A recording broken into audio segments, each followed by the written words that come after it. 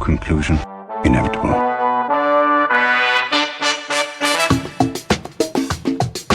It was a jump to conclusions, Matt. My conclusion was that this idea was not a practical deterrent. My only conclusion can be that it was a Sith Lord. In conclusion. Hello there, folks. Welcome back to In Conclusion, the only movie podcast that watches the movie while recording. I'm Dan O'Keefe, and joining me as always is Anna Otto. How are you, Anna? Dan, I'm good. I had a really delicious sandwich for dinner. I don't know. Wow. Reilly said to vamp. I'm doing my best. That's a big day you had. You had a sandwich for dinner? Literally... When was that? An hour ago? What'd you do this 15 afternoon? minutes Can ago. you remember? I worked. That's it. Oh, the grind of the work day. No water cooler chat. No talking about what's happening. Nah. You ever just sit down with your coworkers and just go, geez, Iran, right? Oh my God. Every day. Every day I walk into the office and I say, God, what's going on in the Khyber Pass is pretty nuts. Are you guys following this too? Listen, I did have a big cookie today. That was pretty exciting. Me and some of my boys did a coup in Myanmar over the summer, and everyone God. got upset.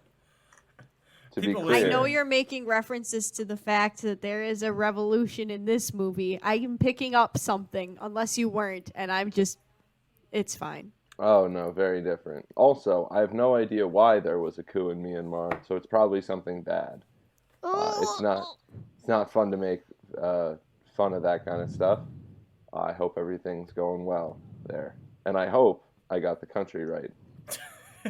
We could probably cut a lot of this if No. That would mean editing, Reilly, and I don't want to do that. Dan never edits unless it's really embarrassing. I mentioned editing this out, so can we please edit that part out? Nope.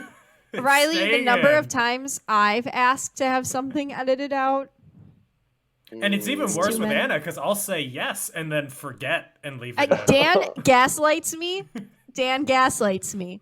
Thank you. This is what I get for trying to vamp and pepper up this intro so I can finish watching the movie for this week, which I am very late in doing.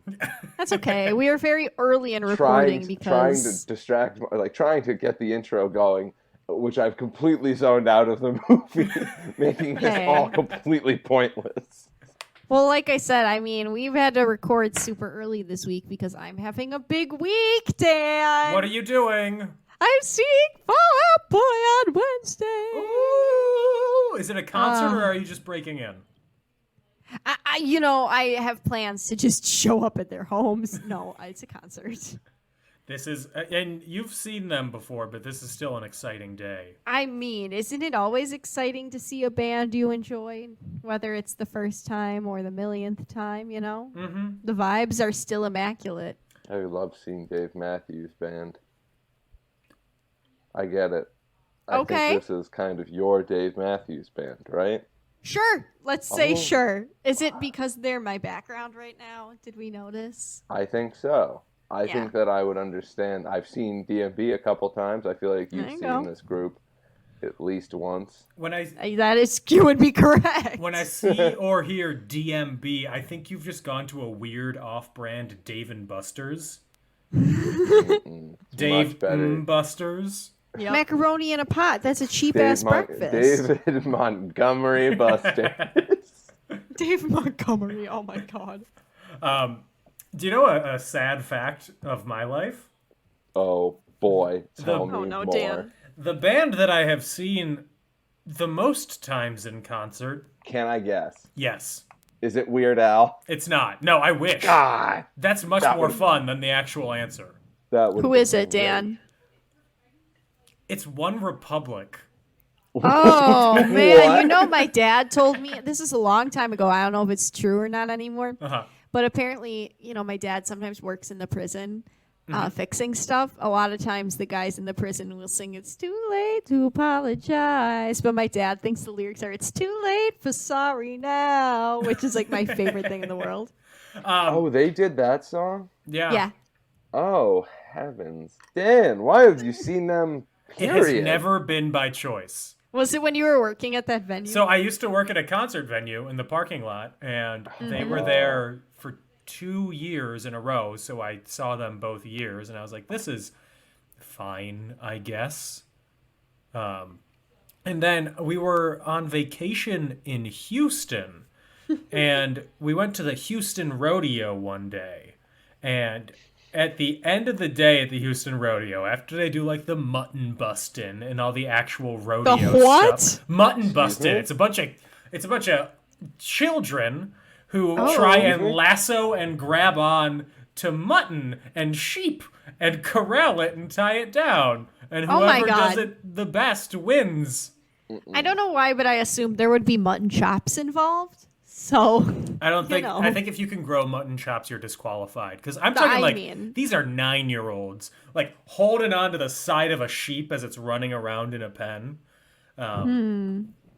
So after watching all of that actual rodeo stuff, I was living my best Western life. They have a concert afterwards, and me thinking it's the rodeo, I think, oh, it's going to be a country music artist I don't like. Okay, I can live with that. No, it's One Republic. No opener, just them.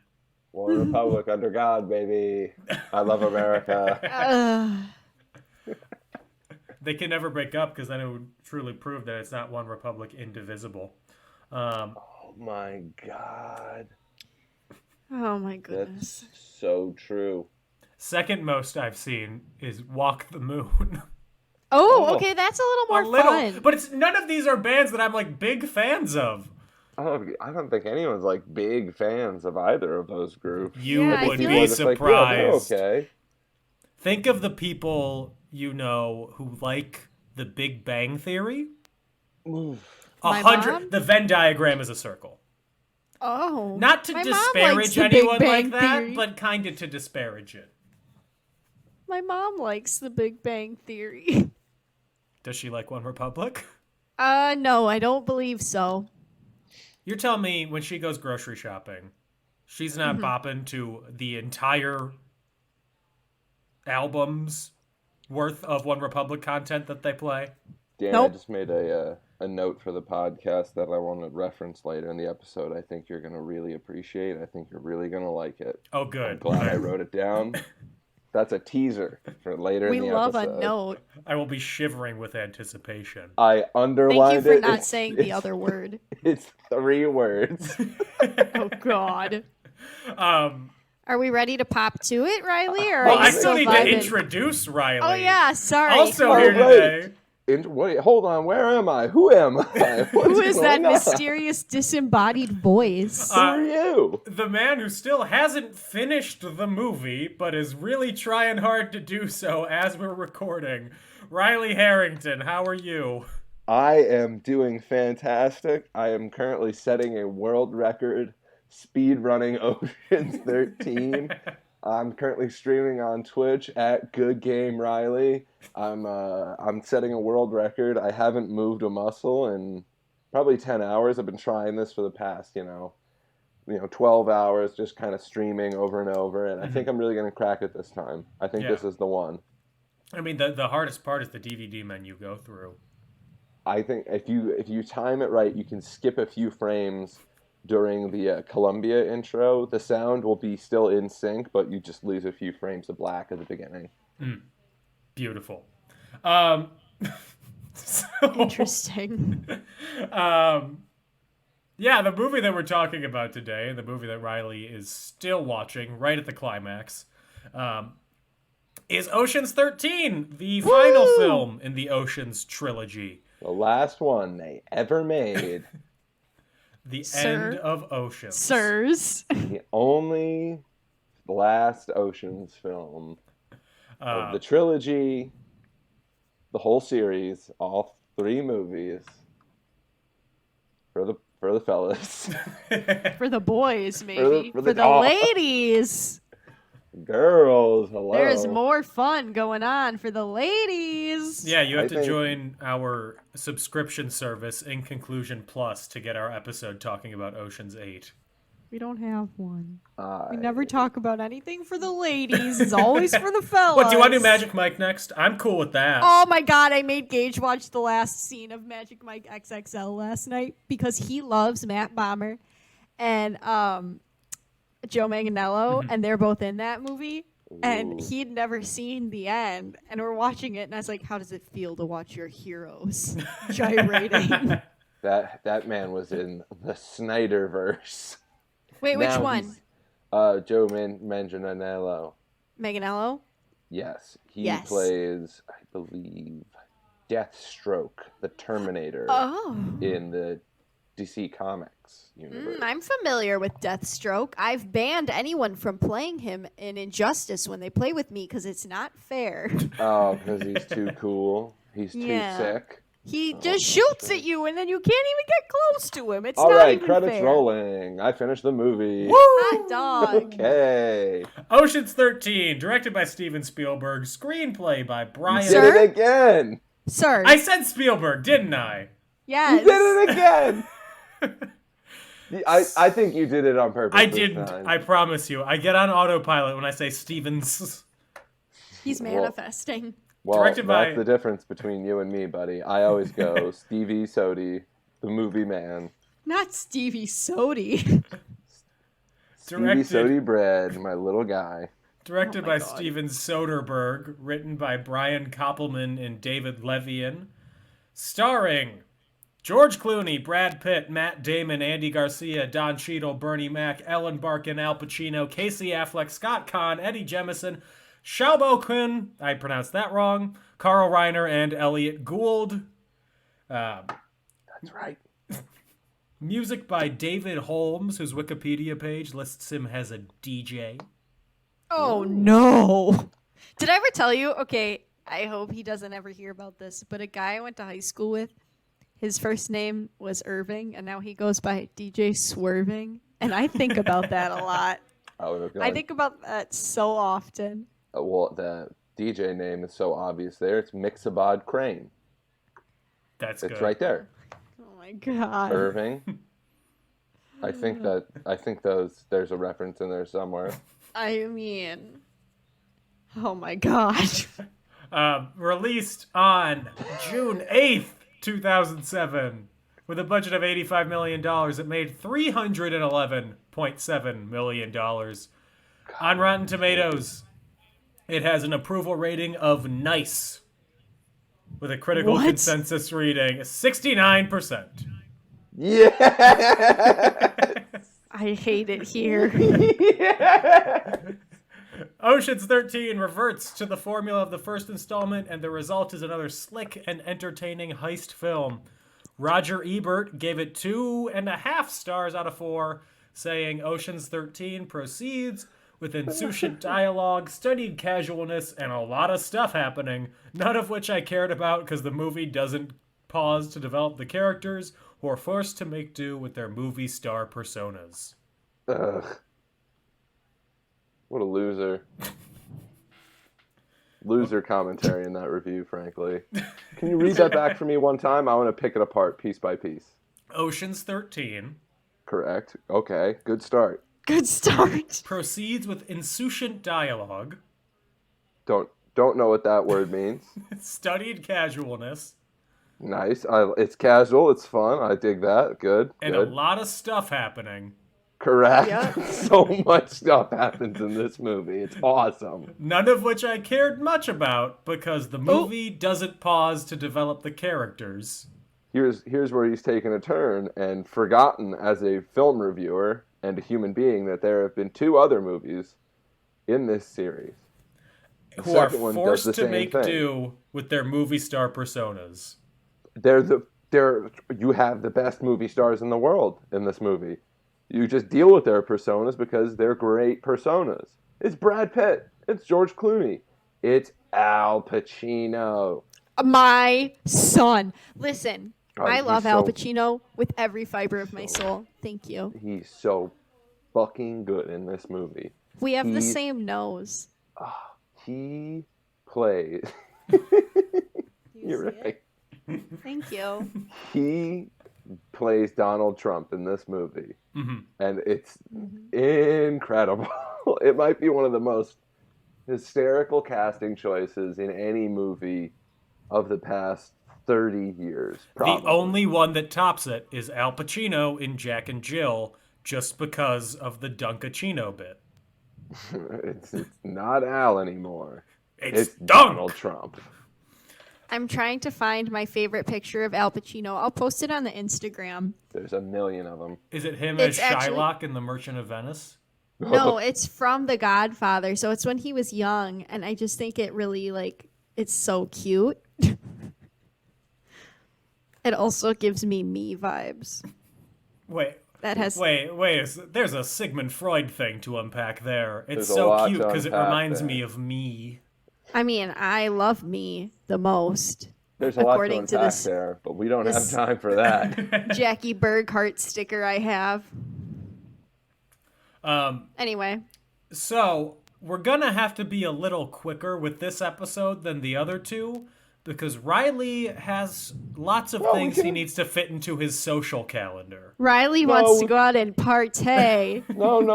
We can go a little regular speed. No, You don't we have can to do whatever you want. If you're trying to go out tonight, by all means. I am envious, Cut TBH. this. We can cut this. No, we can't. Riley! Riley, Riley, part of the gig of coming on this show is that everybody gets roasted at least once. This is my nightmare. I'm not getting roasted. I'm roasting myself. This is my nightmare. Why is it your nightmare? I'm roasting myself. No. My It'll nightmare be is good. an empty room with no door and just windows. You look like you're in prison or you have a room in 1912. And it's like, well, there's the photograph in the room. Don't you think it brings everything together with the white walls and the black bed frame? I'm not It's gonna turn 1919. my computer around to show you the wall of screens that I have in front of me. But that's where our bed is, and I've been told not to hang anything above your bed because if there's an earthquake, it could fall down and kill you. That's so crazy to me. I mean, it makes sense, but also, wow. I don't know. It just kind of shocks me. Roots behind that is the idea of decorating one's room was invented in the 1920s after attitudes became a bit more, relaxed. Before that, it was viewed as perverted, sinful, prideful behavior to decorate one's own room. That's why if you ever see pictures of your grandparents' rooms as a child, they look like it's just like white walls, like a hospital. It is often said that the 20s were when society turned more lax. Things and got more open. Things got normal. We handled World War I pretty well. I think we walked away from that being like, okay, we processed this. We're done with that. Moving on. And then history took its course. Yeah, and then nothing of importance happened in the 20s. Nope, nothing. Nothing else to process either. So We've just been fine ever since. God.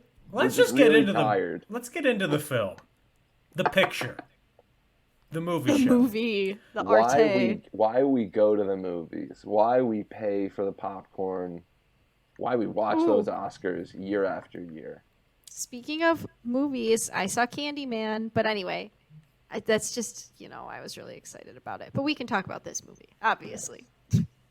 Before we do, you sent the picture in our group chat. That is the happiest Isn't it so cute? Al Pacino. He kind of looks like, in that picture, the guy who plays, what's his name on Arrested Development? No. Buster? Buster, yeah.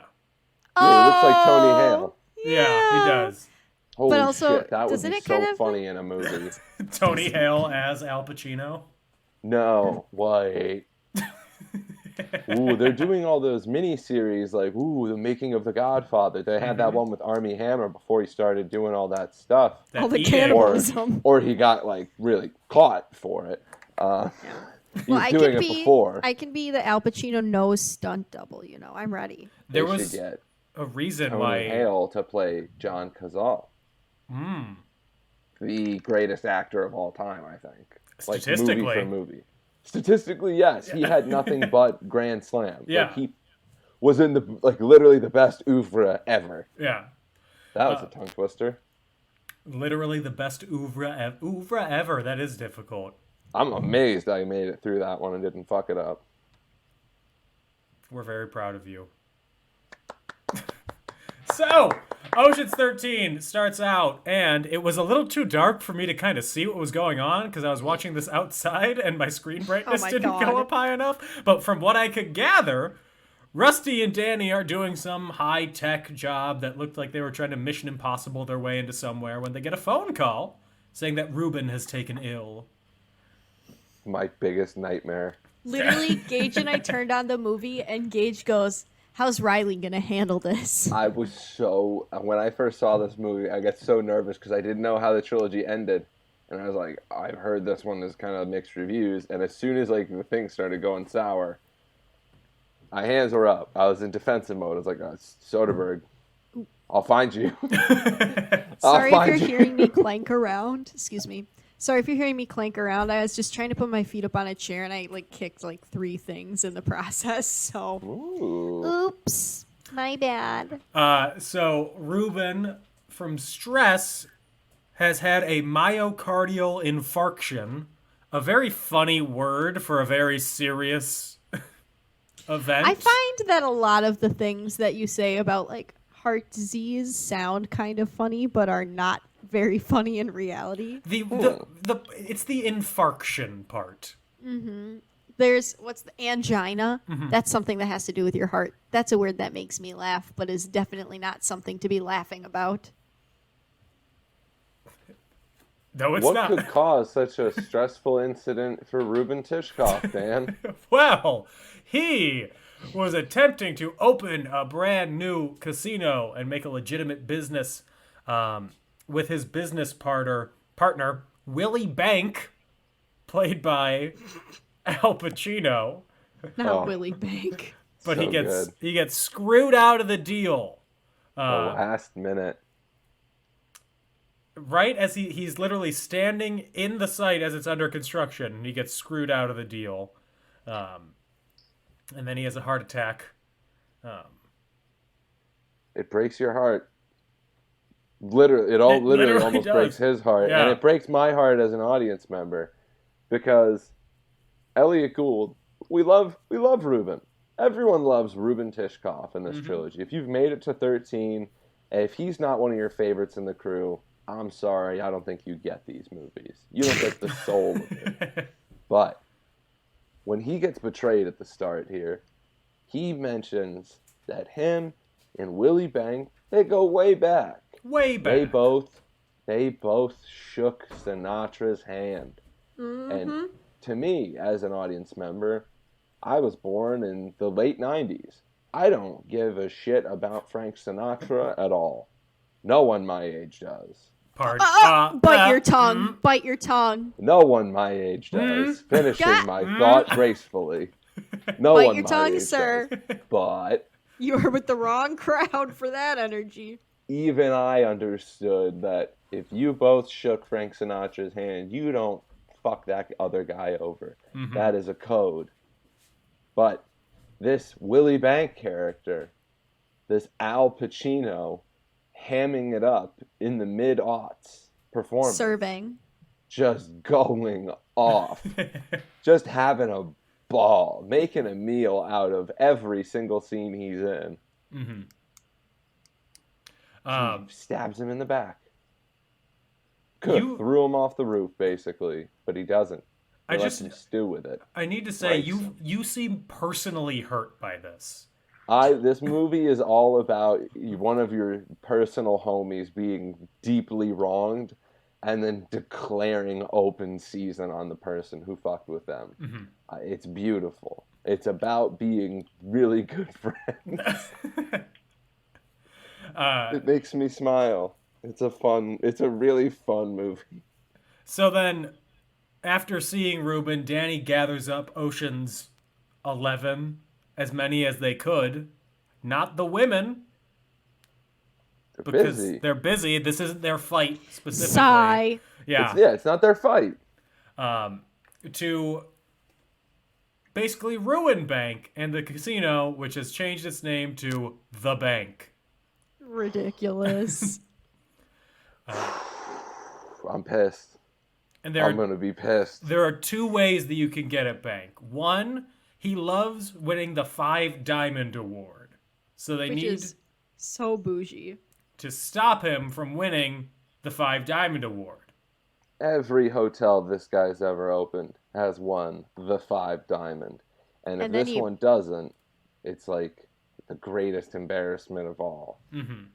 Orbital dunk by the Ocean's crew if they can serve this one up. And he always buys a necklace for his wife that matches. That has 5 garish, gigantic diamonds on it. I mean, So honestly, kind of love it. you're TBH. keeping score at home. That's 5 diamonds. So that's 15,000 diamonds. It's really a lot of diamonds. Wait, I'm running my numbers again. It's 25 really 1,000 big diamonds. Yes. The second way is to rig the casino's machines and the other gambling games to force a payout of more than $500 million, which would make Bank have to give up his controlling share of the hotel. Ruben can take it back. Bada bing, bada boom. They've broken the bada bank. bing. No, Dan, I hated every second of that. But Dan, nobody breaks the bank. He pulled one over on our beloved Ruben Tishkoff, someone who understands the rules of Las Vegas. How are they going to beat someone who knows the rules and just refuses to play by them? How do you do that? Number 1, revolution. Go to a Mexican dice factory. Okay, God. I'm listening. I'm excited. I love everything you're saying. It's too much already. So, one of their ways to rig craps is that they have special dice that they can control by clicking a button, which then go to whatever numbers they want on them. But the only way they can do that is to go to the source where they are manufactured to get them put into the dice, because the dice are They have watched. to make it out of plot material. Yes, basically. So who do they send down there to make sure that everything is up to code and everything? They send a ridiculously mustachioed Casey Affleck. It's distracting, truly distracting. He takes off that respirator mask, very timely, I thought. He takes off that respirator mask on the show floor, on the floor in the factory, and he has that big ol' Zapata mustache. Oh, God. And I remember the first time I saw it, I remember just cracking up, just looking at him. He didn't even say anything yet. He speaks, I would say, basic, rudimentary, broken Spanish. He speaks like high school level 4 Spanish. Exactly. Yeah. Literally someone who took a class about Zapata in a Spanish-speaking class where they're like, oh, shit, I gotta pay attention for notes. Yeah. So after he complains about the air conditioning not working, he slowly starts to stage a worker revolt at the plant where they make the dice. He just talks to them about the basics of, the power of collaborative organizing and collective bargaining, which they have not seemingly had in this factory in some time. And this is a recurring theme in the films of Steven Spielberg. Speedman, Spider-Man. Yeah. Spielberg. So what they need to do, the rest of the Ocean's gang who are back in Las Vegas, is they need to be able to beat the Greco player tracker, which is a state-of-the-art artificial intelligence that ensures all winnings are legitimate by measuring players' biometric responses. Although the one time that we actually see it used, he just says, pupils are dilated, heart rate up, yep, she won. Seems a little mumbo-jumbo to me. Yeah, I mean, I'm just a naturally nervous person, so I feel like my winnings could also be mistaken for my high levels of constant anxiety. That's like the cops pulling you over and being like, your hands are kind of shaky right now and your pupils are really dilated when I shine this flashlight right in your eyes. Mm-hmm. What's the story? And you're like, I'm nervous because you're a cop. Please don't call my mom, even though I'm 25. This is a stressful situation. There's a lot of stuff going on. My body is going nuts. My limbs are moving in different directions and I cannot control them, officer. If this car was not in park, it would be flying down the road. So they call up another member that we introduced in Ocean's 12, Eddie Izzard, Roman Nagel, to figure out a way to defeat it. Wait, Greco? Roman? Whoa! He designed it! He says it is undefeatable. The only way to do it is by either a giant magnetron or a natural disaster. That is an either or. So, of course, the gang decides to go for both. Gotta cover all your bases. Better safe than sorry. Mm-hmm. And then Bank is trying to get a new... This is how they get the magnetron into it. Bank's getting a cell phone made out of gold. So they just slip... Dan. Uh-oh, Dan.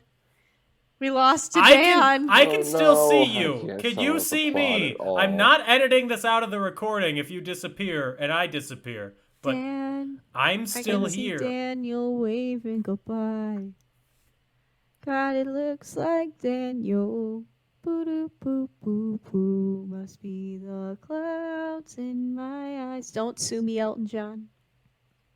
Whoa. Oh, Reilly, I thought you were frozen for a second. Dan, there you are. I'm sorry. I just zoned back. out. This blog I really like just put up a post. What if the Beatles never broke up in 1970? So I have to go download that. Keep talking. Oh, Dan Dan's left. gone. Oh, there he is. Dan's Hi, Dan. back. I just need to tell I was you. so scared. I could see and hear you the whole time. Oh, I heard you singing Daniel. you're welcome. That was for you. Oh, I see what you were doing. You don't know that song? I wasn't really listening. I zoned out. I That's got okay. very distracted. Yeah, For- go on. For reference, Serenade. I don't really relate to that song. I relate more to Danny's song by Kenny Loggins. Well, that one's not in the arsenal, Dan. Sorry. Well, you know what is in the arsenal? A gold cell phone. There we go. So Bank wants to buy a gold cell phone. And they have the cell phone delivered with a magnetron, which it shows up just looking like a regular old, earthquake monitor. And it is delivered by both together, and he leaves it in his office. So to make sure that Bank goes to the server room, they get one of the giant drills that's used to bore the channel. Yeah. To make it earthquake. We love the channel, don't we? To make it earthquake right underneath the hotel on opening night, which will give the distraction, and get all the gamblers out of the casino. First problem, drill breaks. Uh-oh. Oh, no. Skedios. They are out of money, out of resources, and seemingly out of time when Linus, who, My son. taking a brief break from filming The Bourne Ultimatum, comes up with a perfect idea. Contact Terry Benedict. Oh, my God. Dan, it's time for me to drop in the note I took right as the movie was ending. Oh, here Okay, we I'm go. ready. You're going to love this. Andy Garcia. This is underlined. Fat.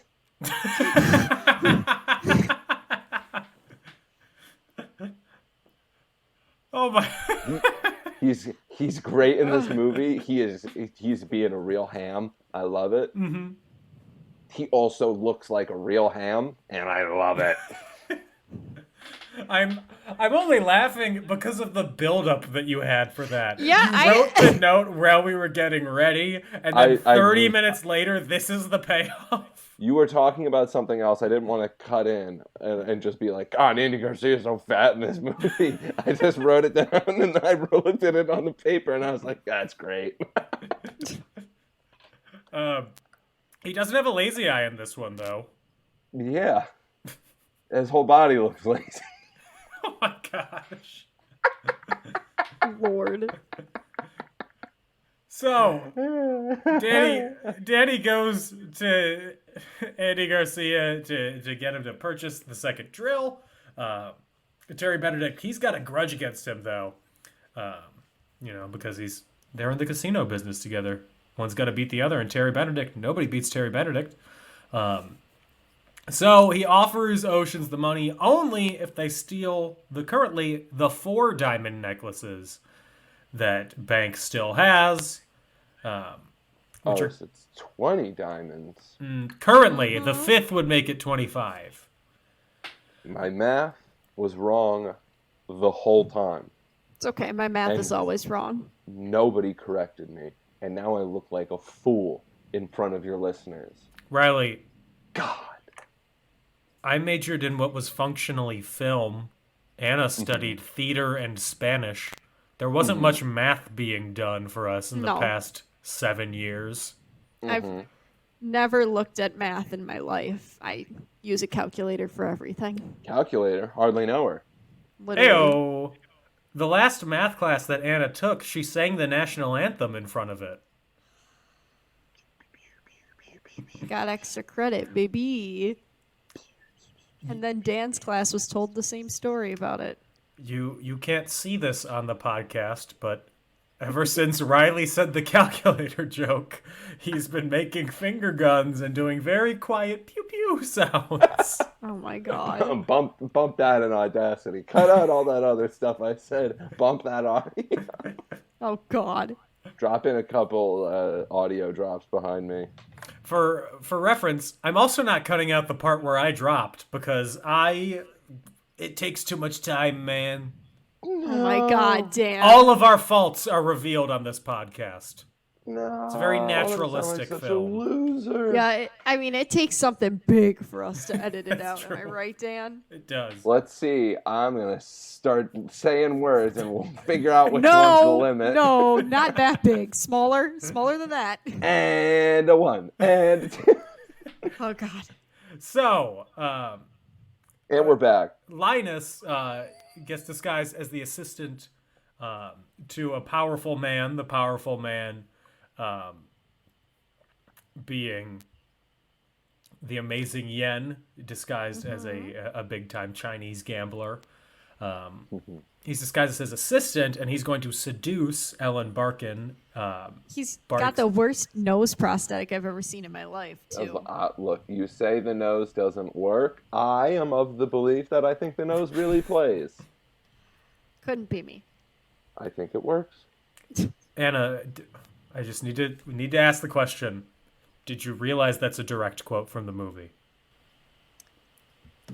I'm leaving this podcast. Folks, we are 3 for 3. I'm never coming back. Much like Daniel Ocean, I have pulled off perfect heists in all 3 of these podcasts. Listen, completely in my defense, bombing references. Don't be being mad. Alienated. Being weird. Don't be mad, but while watching this movie and asking Gage a question about the plot, I did utter the words, "So what is Frank Ocean doing now?" So that's where I'm at today. Wow. My bad, everyone. We'll let that land for everyone to realize the magnitude of your previous statement. So, also, Carl Reiner he's been posing as a reviewer for the board who gives the 5 Diamond Award out. Instead of the actual reviewer, David Paymer, star of Quiz Show. Oh, God. God, what a great movie. He keeps getting... The Ocean's crew purposely make his stay horrible making him literally credited as the VUP, the very unimportant person. That part kind of made me laugh. They give him a skin disease. Oh, That's no, so isn't good. that from the bed bugs? It's that, and it's also they put something in his food. Oh, yeah, you're right. They just send like fart gas into his room, just stinky smells. One of my favorite things about this whole movie is that it is much less of a heist movie and very much a prank movie, which is it's so fun. It's like, I would what agree. if the Oceans guys did Jackass to the Oceans universe, and Al Pacino was the target, and everyone was just like, fuck it. It's the third one. Sure. Say less. We're on it. They're making a third one of those fucking pirate movies, and I heard they're making an Iron Man movie. Fuck it. Let's do this. We're never going to run out of great ideas. You really went into the psyche of a film exec in 2007 coming up with this movie. Sometimes I drift back, and in my head, all I am doing is just screaming, trying to tell them, like, stop, no, turn back. Don't do this. But it just comes out as like, you know what? Do this. We're going to do another Teenage Mutant Ninja Turtles movie. No. But this time, we're going to get it right. God. Inside, just, no! God, no! Shoot at her. Help! Get me out! Cowabummer. God. So now cutting back to the plant in Mexico, it is a full-on worker revolt. They are protesting outside of the plant. They are chanting. Some would say they've gone on strike. Oh my God. Scott Conn has showed up down there to rein him in, and he has gotten thrown into everything. He throws a Molotov cocktail. Yes, over I was the going to say, is this wall. the part with the Molotov cocktail? He Yes. has probably my favorite line in this movie, and possibly the trilogy, where it's just, I think it's either Brad or George on the phone, and he's just like on the phone with him. He says, how's it going down there? And then Scott Conn is screaming into the phone that Casey Affleck's holding while Scott Conn is lighting a Molotov cocktail, and he just goes, we just need to break management. They can't keep treating us like that. And then he throws it out of frame, and they're like, we gotta go. And they just like charge the gate. That is, and to have that in a blockbuster in 2007, to have that in a movie on this scale, with like stars like that is Soderbergh. Mm-hmm. That is his beautiful little weirdo touch that he puts in his movies. And I love him. I love him, and I love the movies he makes. Though you forget, but all these actors, they're union, man. You'd hope they fight for union causes. They're all SAG. Mm-hmm. Well, the SAG elections are coming up, and as a non-union member who knows very little about how the union works, I'd like to fully endorse the candidate Matthew Modine for the president of SAG-AFTRA. I think he is really going to change the way that they do things, and he's going to fight for streaming rights, for residuals for people when things go on streaming, because they get screwed. And he's going to protect old people in the union as well. And old people are great. No. R.I.P. Ed Asner. I'd just like to say it's pronounced SAG Awards. SAG Guild. Screen Actors Guild. SAG-AFTRA. SAG. SAG-AFTRA. Thank you. Sega. SAG. I would like to endorse Matthew Modine for the Sega Dreamcast. If Matthew Modine becomes SAG president, will he go back in time and be good in The Dark Knight Rises, or is that just too far Dan, gone? I'm going to call a timeout on this conversation and pivot away, because I won't get that heated in public.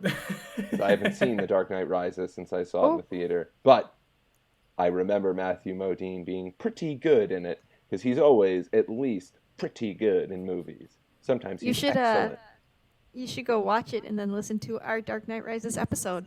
Just I saying. was thinking about rewatching the whole trilogy, so maybe There I'll you do go. that as There a you little Go listen to them. cherry on the milkshake, which is ironic because I fucking hate cherries and milkshakes. Me too. 3 for 3. Aren't they the worst? Get that shit out of my milkshake. So management does get broken because all they're fighting for is $56,000.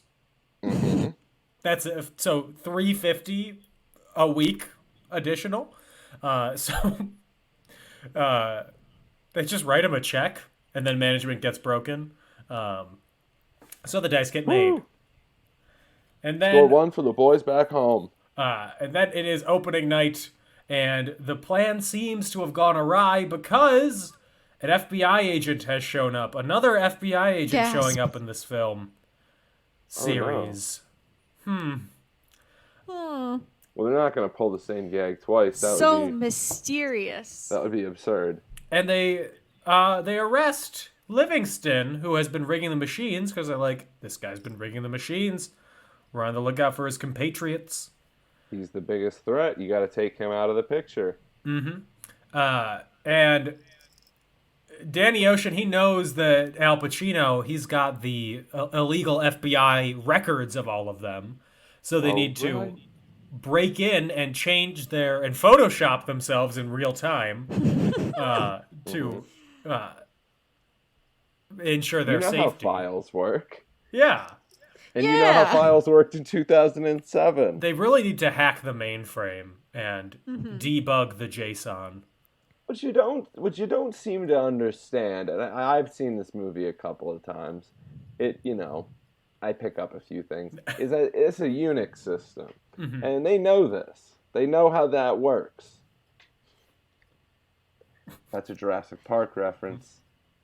It's a Unix system. I got that one. You're killing me. I'm Dan. not good at these references, and Jurassic Park is one of my favorite movies, so that should tell you how bad I am at just picking up on quotes that are, Dan, obscure. Dan, you're killing me. Sorry. I could do, obscure Back to the Future. I could do obscure SpongeBob references till I Back die. to the Future. I can do that all day. There you go. Try that on me, and we'll see how that goes. Well, you know who else? No promises. You know who else can do something all day? Don Cheadle doing his Rick James impression. Oh my god. I'm not going to lie. I liked this scene. I thought it was really funny. Yeah. How could you not? Don Cheadle, he is the distraction against Bank, and his whole thing is that he is playing a combination of Rick James and Evel Knievel, just trying to distract Al Pacino so he doesn't see the computer screen getting changed behind him and everybody's faces being photoshopped. Hey, Anna, quick question. Hey, Dan, quick question. What were the 4 words that it wasn't Rick James, it was I said it right the first time, James Brown, that James Brown said on stage before he said 1, 2, 3, 4? Am I supposed to know this? Come on. I know. Isn't he the Get On Up guy? Pay me my money! Oh, Hey, yeah. me my money. Dan, you know I'm bad at this kind of stuff. You guys are putting me on the spot. The Get On Up guy. Isn't that what his biopic is called? Yes. James Brown. See, I know. He's the guy who sang that 9-minute song in Rocky 4. All those I'm sorry. I'm sorry. There are certain things I know a lot about. This isn't it. I'm not stupid. I'm just a little dumb. I am retreating into my brain zone. Welcome back to Breaking Reilly. Love it. James Brown. So Nobody in my family, no offense, was a huge James Brown fan. I just don't know a ton about him. Sorry, everyone. Born in Augusta, Georgia. James Brown. So Don Cheadle distracts him long enough. Everything goes fine.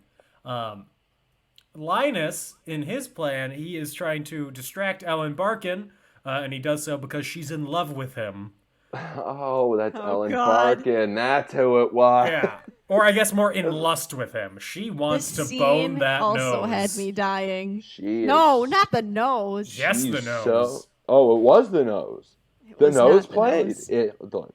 It worked. Listen, as someone who knows the powers of a big nose, that ain't it. In that scene, that ain't it. Look, you've never met Lenny Pepperidge.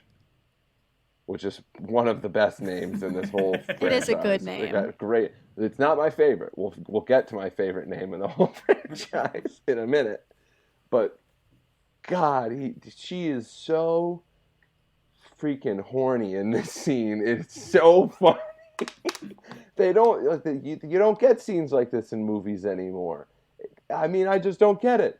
It's been 14 years or something. How are we still not doing these kinds of hysterical bits? Instead, it's just like snappy, quippy dialogue between The Rock and Emily Blunt. And everybody going, "Ooh, that happened." Yeah. Dan. Yeah, sure. She's a hot girl. Well, sure, whatever. But she's real talkative. I'm an Avenger. Blah, blah, blah. Shit's stupid. Give me more Len Pepperidge. I'm a hot girl who's talkative. Don't come for me. Give me more Len Pepperidge and horny Ellen Barkin in my movies, or I will scream. Yeah, where's the Disney Plus show for Lenny Pepperidge? The Len Pepperidge Chronicles. I'd be there day one. So everything seems to be going to plan. His part of the plan is he's going to switch out the diamonds, the fake ones and the real ones, but he gets busted by the FBI agent. Gasp. Breaks in, says this man is a confidence man. He's been scheming you this whole time. Rips off Lenny Pepperidge's nose. Gasp. Everything. If he had spirit gum on that and he's just ripping that off, that would hurt so bad. Just saying. I think I'm too sweaty for spirit gum. Nothing ever stayed on well enough. Really? Yeah. Maybe you just weren't letting it sit long enough, like cooking, you know? What are you attaching? Like facial hair or like a wig or something. I've never done. I see. Whenever I performed, it was all method. Whatever facial hair I had at the time in that moment, that was the character. That's who they were. Sometimes that would change in shot to shot, but it's just performance in a weird kind of way. I didn't have any issues with facial hair sticking. I don't know. That's all there is to that. Well, it stuck pretty good. Not yet.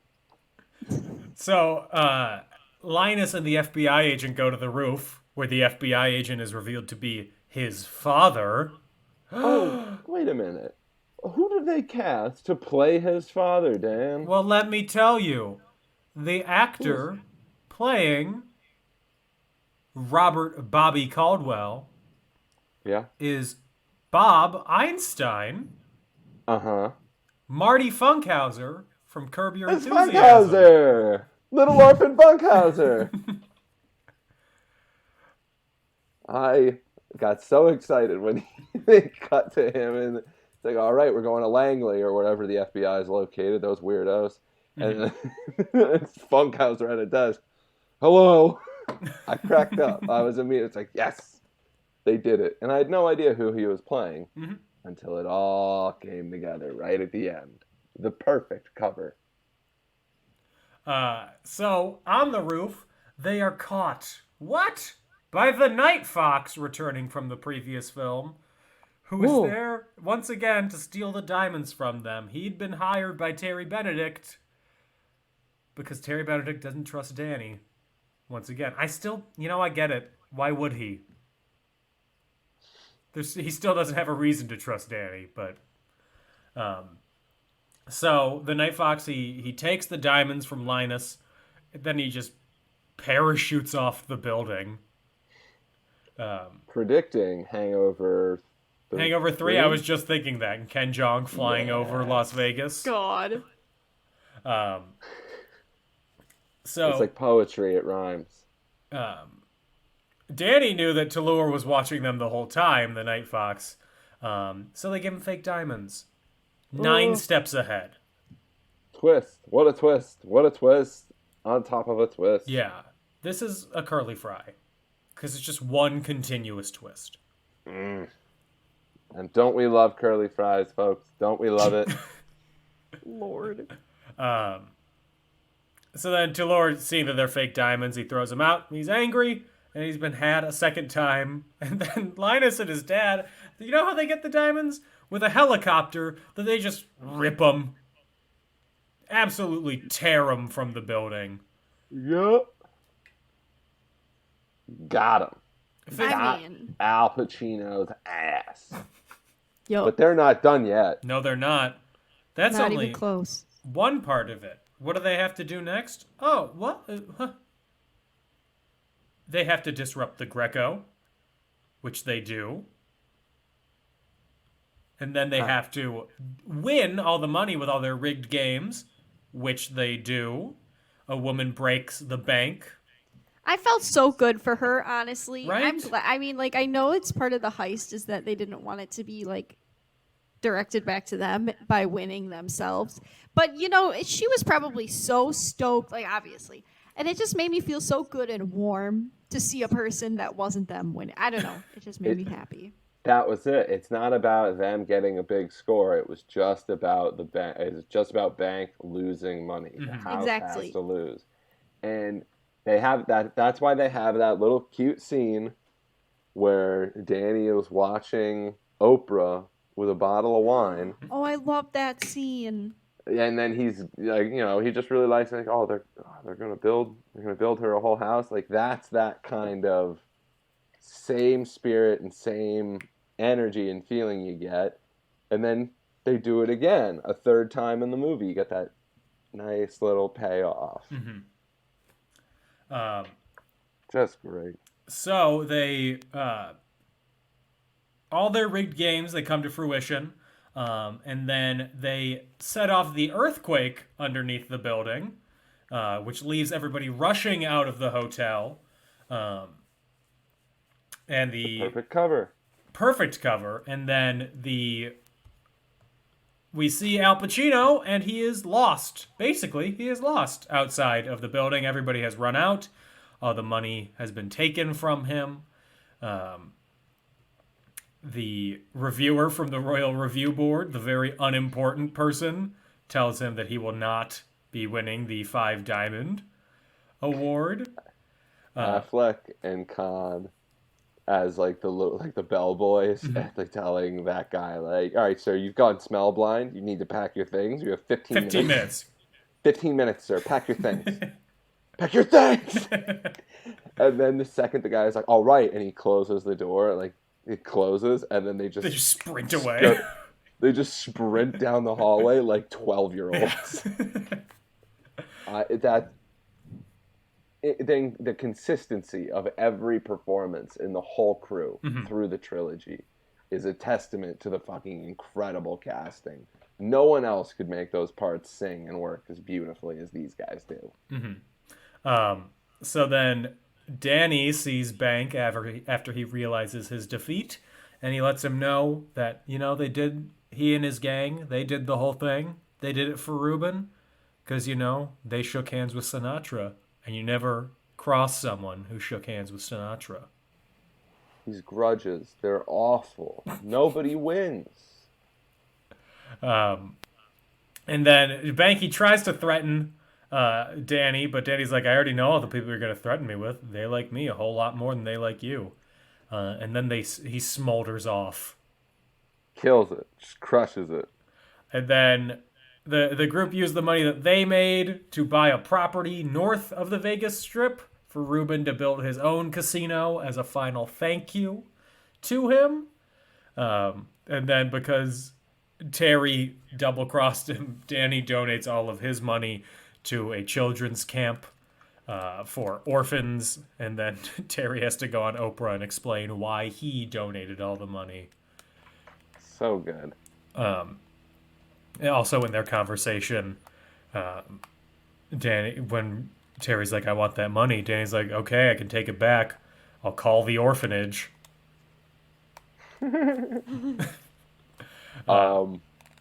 We did skate past the moment where I forgot my favorite name, but when Linus's father is apprehending him and blowing his cover as Len Pepperidge, he rattles off his aliases, including Sheldon Wells, and my favorite one, and my favorite like alias or like code name in this whole movie series, Little Timmy Hartwell. Yeah. Yes.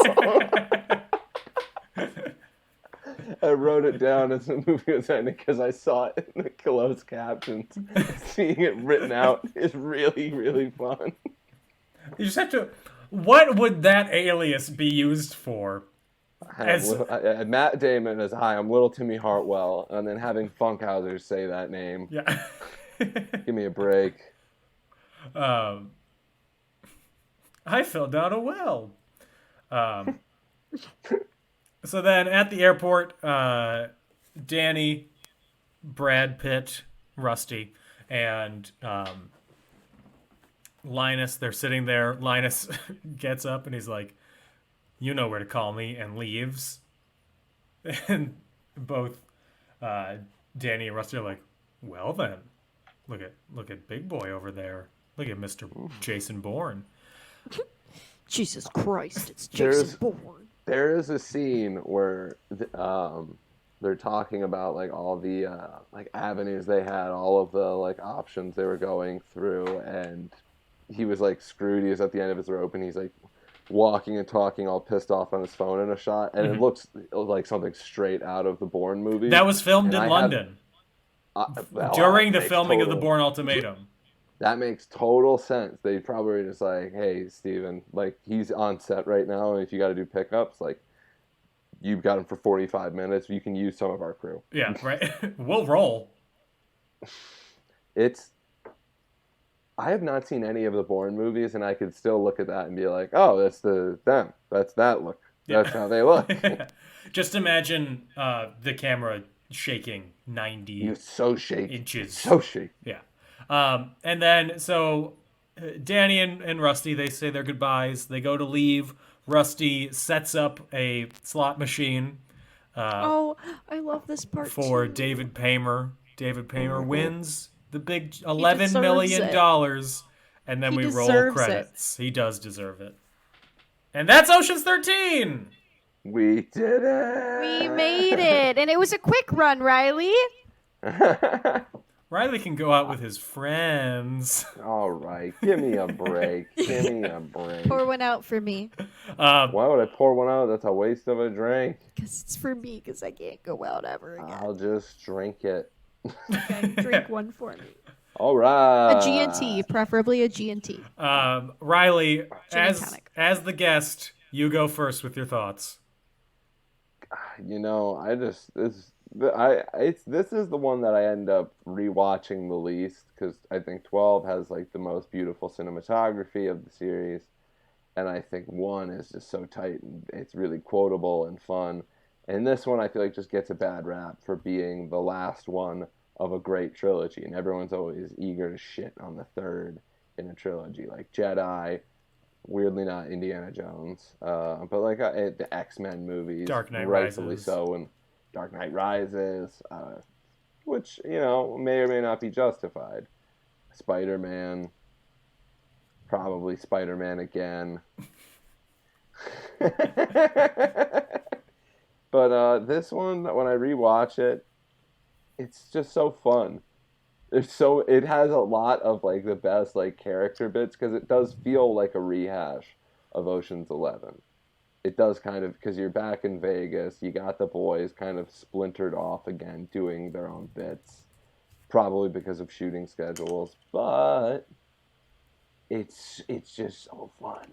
It's just so fun for them to do that. And I feel like people who are all annoyed and pissy about like, oh, Ocean's 12 was too much of a diversion, it was too different, Last Jedi wasn't what I wanted it to be, that kind of person, guess what? 13 is basically 11 again, but a little different enough to not notice, and it's fucking fun. It's another 5 stars for me. It just gets me going. I love it. Anna, what about you? It's all about saving Elliot Gould and defending his honor, which I think we should do every day as Americans, because his performances in these movies is the only good thing we've ever done culturally as a country. All couple hundred years, that's the one time we were like, all right, we cracked it on this one. I'm giving it a 3, which is the highest rating because I actually enjoyed this one. Thank you. Interesting. 3 out of I had fun. this time. I know. Let's all just be shocked. Fun. I had fun for once in my life. I think it also helps that I was just in a good mood while I was watching it to start. Like, I didn't have any chores to do or anything. Yeah. So I just, I was just in a good place for movie watching. No, I had fun. I enjoyed it. I did. But it's still not my favorite style of movie. So that's why it's still kind of a low rating. But like I said, there are lots of things that made me laugh in this one, and that's why I liked it. And I love Al Pacino. Yes. Not to be a basic, but I love Al Pacino. As you should. Is What's that not to something- love about him? Is that something a basic would say? I think everybody loves Al Pacino. Yeah. He's just a good egg, He's a charmer. I'm also... He was very handsome when he was young. Anyway. he's very handsome now. Bite your tongue. He's That's right. Let me tell you. so handsome. Let me tell you, Anna. He's got a great ass! Oh my goodness. Yes. Yes. I was biting my tongue. I didn't mention heat once this whole podcast. Despite Al Pacino being here, I'm very impressed. Listen, I hated my nose when I was younger, but when I realized that he had the same nose as me, it made me feel a little bit better because, yeah. That's nice. That was a long time ago when I realized that. I think, but it gave me better confidence. So thanks, Al. So some trivia about the film. This is the only of the Ocean's trilogy where Topher Grace does not appear. Yeah, what the heck? Where's my boy Toph? I might have said this before, but he was supposed to appear in a cameo, but it was stopped due to filming Spider-Man 3. There were conflicts in timing. Of and course, he was nothing but supposed respect for my Venom. He was supposed to appear having a conversation with Rusty while holding an Asian baby and never explaining whose baby it is. Oh. And that was going to be the that's- whole cameo. That's such a good scene. That's such a perfect moment for these movies. I'm going to imagine that in my Interesting. head every time I watch this, and it's going to be better than anything that they could have filmed. God, that's so funny. Peter Fonda filmed a scene as Linus's dad in Ocean's 12 that got cut. He was supposed to be in Ocean's 13 as his dad, but he was working on Ghost Rider, so he wasn't able to. Oh, no. That sucks. That's such a bummer. I never knew that's why. Oh, no, that's terrible. Oh, I'm frowning. Yeah, so... Why do you have a water bottle lid stuck to your head, Riley? Why did you have Bored. I two wanna see slightly how earlier? long. I did. One fell off. I wanted to see how long they would stick for. Okay. I mean, no judgment. I just, just curious. Oh, there they JW. What? At the end of the movie, when Rusty and Danny are saying goodbye, Rusty tells Danny to try and keep the weight off, which is a reference to George Clooney, who put on extra weight for his role in Syriana. And then George Clooney says to Rusty, settle down and have a couple of kids, which is a reference to Brangelina and their children. Is it all of Brad Pitt's million children? Yeah. He's a star. When Danny and Rusty are reminiscing about when they first met Reuben in front of the Bellagio in the Bellagio pool, the song that plays is Claire de Lune, which is the same song that was playing when they were watching the fountains at the end of the first movie. Yeah. They built casinos smaller back then. Town seemed bigger back then. Try not to cry. Try not to be a puddle of tears at that scene. I dare you. This is Steven Soderbergh's last movie shot on film. All of his other so films this have been digital. Oh. Yeah, this is Gorgeous his last movie. movie. That sounds like, no, Magic Mike came out afterwards. Matt Damon's last line is "I'll see you when I see you," which was also his last line in Rounders, which was also written by Brian Koppelman. God, Rounders kicks ass. If you want to see a great John Malkovich performance, Rounders. And this is... I'm trying to find another interesting piece of trivia here, but they're all pretty plain.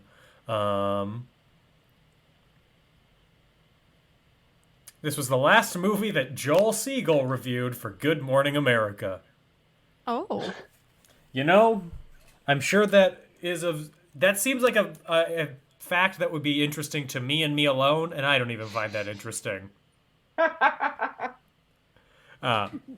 anyway. That's good. Extra questions that we have to throw in, because this is the end of the trilogy. Mm-hmm. Oh.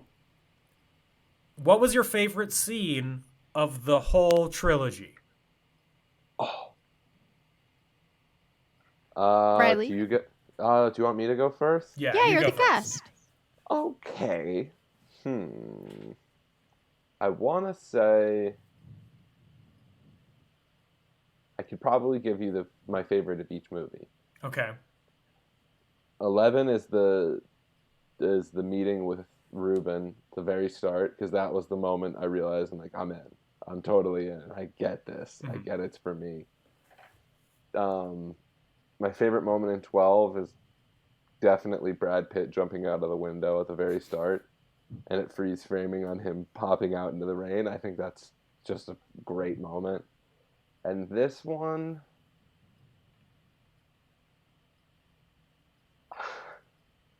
I want to say either the moment where Matt Damon starts reading Basher's letter to Ruben, who is kind of comatose, and then he gets 2 or 3 sentences in, and he's just like, you know what, Ruben, I'm just gonna leave this letter here on the table.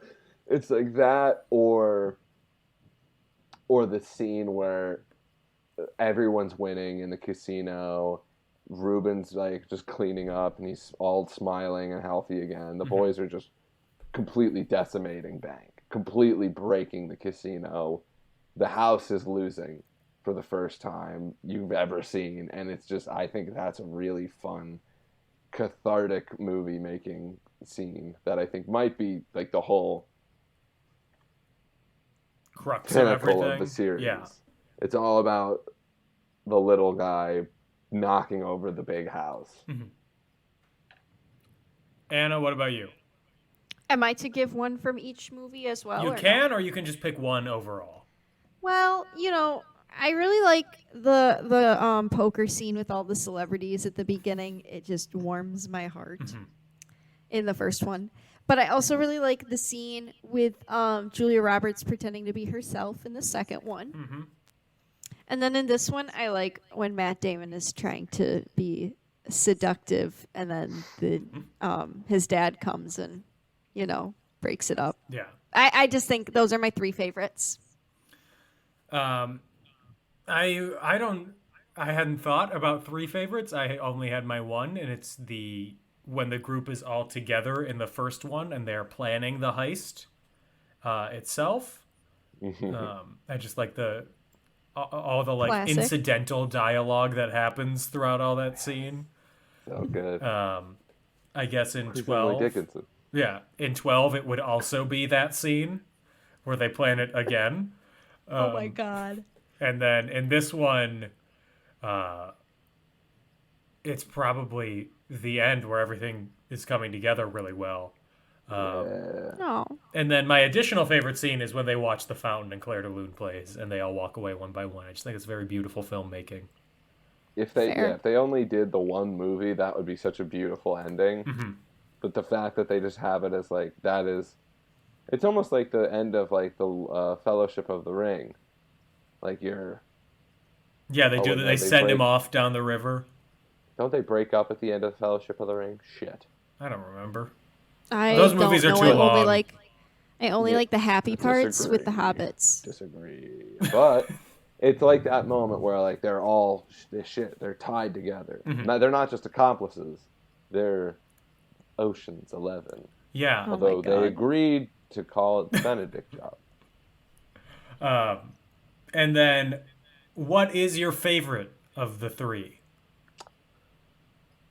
This answer changes. It's like how I give a different answer to oh, what's your favorite movie? I just say a different movie every time.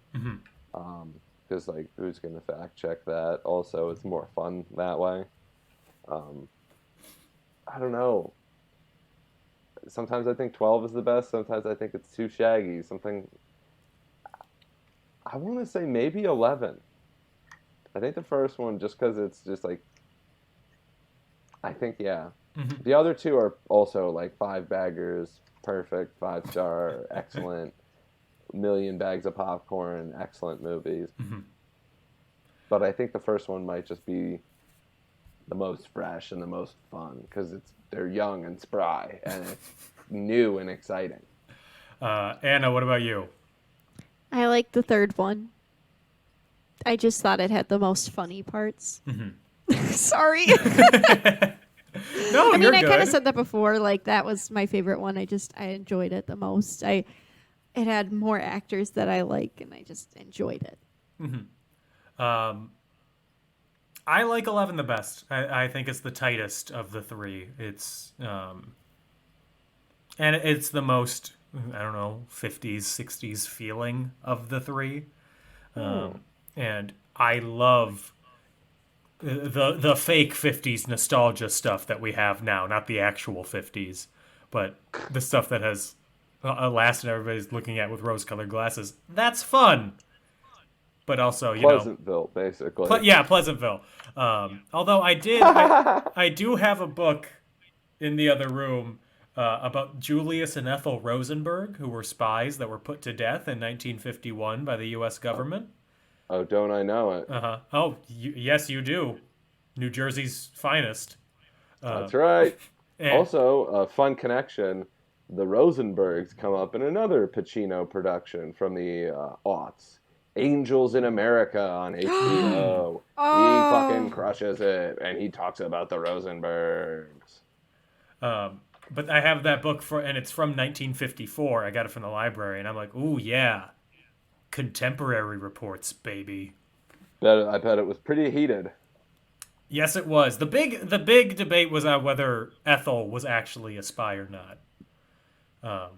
Which, to spoil an actual historical event, as further details have been revealed, it's pretty clear that she was involved in the spying. I think they shouldn't. I don't think they should have killed those people, frankly. I don't either, but I also don't think that the government should kill anyone. That's my hot take. Yeah. That's my hot take. I don't think that should have happened 50, 60 years ago. But what should happen is Ocean's 14. I think they should go all the way up to Ocean's 17 because I think those guys are still down to make those pictures. Last piece of trivia. George Clooney has shot down any question about that after Bernie Mac's death. Because he says it's not an Ocean's movie without Bernie Mac. That's fair, and that makes sense to me. I didn't think about that. Mm-hmm. And you know what? Not without Carl. Can't do it. It just you can't do it. Too big of a hole to fill. I'd certainly like to see all of the crew in these films continue to work with Steven Soderbergh now that he's retired and still making films. We saw what happened with Don Cheadle in No Sudden Move. Mm-hmm. Incredible. You could throw a lot of the Ocean's cast into roles in No Sudden Move. There's a surprise one I'm not going to ruin, but he's incredible in it. He is. Absolutely. It's a great movie. Soderbergh's never lost his fastball. People say, he had a slump. He had like one movie that wasn't a big hit. Everything he's been doing has been goddamn interesting. Solaris, incredible. To get back on the track so we can wrap this up, we have 2 more questions, and then we can say a fond farewell. Forever. Will this movie be better, worse, or the same with Reilly? Insert actor here. Let's mix it up. Instead of Al Pacino being played by, or Willie Bank being played by Al Pacino, how about De Niro instead? And if I think about that for more than 5 seconds, I don't think it would be very good. It'd be really bad. He can't do comedy.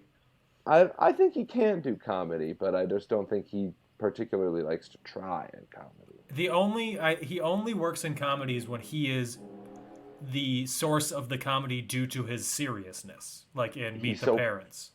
so fucking funny in Goodfellas and King of Comedy.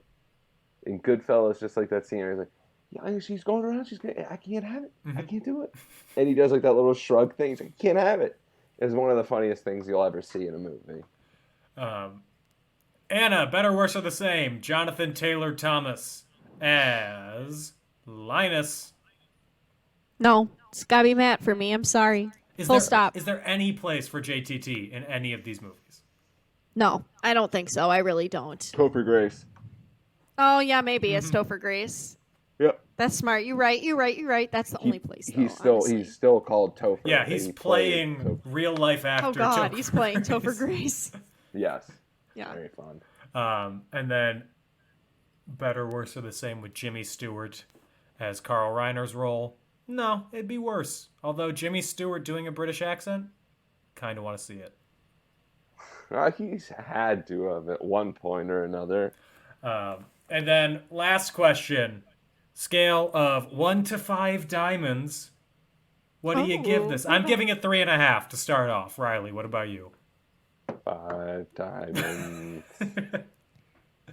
3 diamonds from Anna. Bada bing, bada boom. Mm-hmm. That is it. Broken the bank. That is it for the Oceans trilogy. Thank you, Reilly, for joining us for these last 3 episodes. It's been a pleasure to have you. The Bellagio, the Mirage, and the MGM Grand. Are those your favorite hotels in Las Vegas? That's a quote! Those are the 3 hotels they hit in the first movie. My favorite hotel is Mandalay Bay because that's the only one I've ever stayed at. Yep. Okay. Hopefully we will have you on again in the future to talk about Yes. Thank you for Logan hanging Lucky. out with us. This was a delight. I had so much fun on these episodes. I really did. This was a really fun time. Oh, good. Awesome. If you would like to support In Conclusion, you can do so on social media at Facebook and Twitter @and In Conclusion, on Instagram @In Conclusion Podcast. Financially, patreon.com/In Conclusion. Best way to help us is by spreading the word, telling your friends, getting them to listen to the podcast so they can finally understand the true genius that is Elliot Gould. If you would like to find me online, I am on Twitter @DanO'Keefe86 and on TikTok @NotDanO'Keefe or @FastFactsLive. Why not plug both? Reilly, where can they find you? Hi, I am at Good Post, REILLY, on Twitter. I am your own personal Reilly. Reach out and read posts.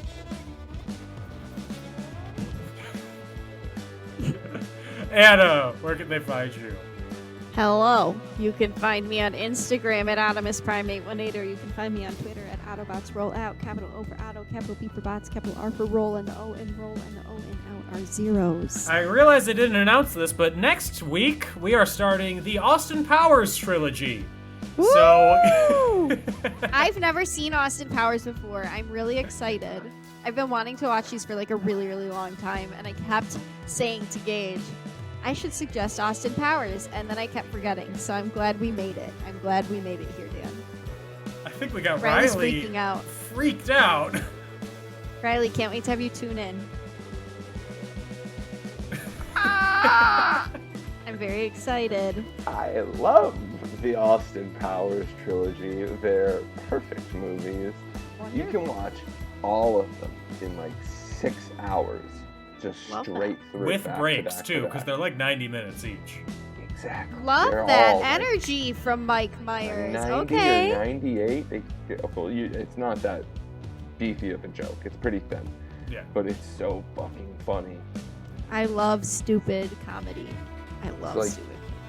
It's like Austin Powers and Jackass somehow have aged the best So well. of any comedy from that time period. Dan, you should just be happy that I suggested Austin Powers and I didn't force you to watch Wayne's World with me. I like Wayne's Wayne's World. World, awesome. Yeah, I love Wayne's World. Don't get me wrong. Like, I Great. love it. I thought you didn't like it for some reason, Dan. No, I like I think it. I told you this, but on my Tinder back in the day, I had a picture of Jordan and I when we went as Wayne and Garth. On a gentleman's pickup line was, "I'm from Aurora, Illinois," and I said, "Okay." Well, we should wrap this up before we do 8 minutes on Wayne's World. Everybody, come back next week for Austin Powers, and in the meantime, stay safe, have fun, and get vaccinated. Bye-bye. Bye.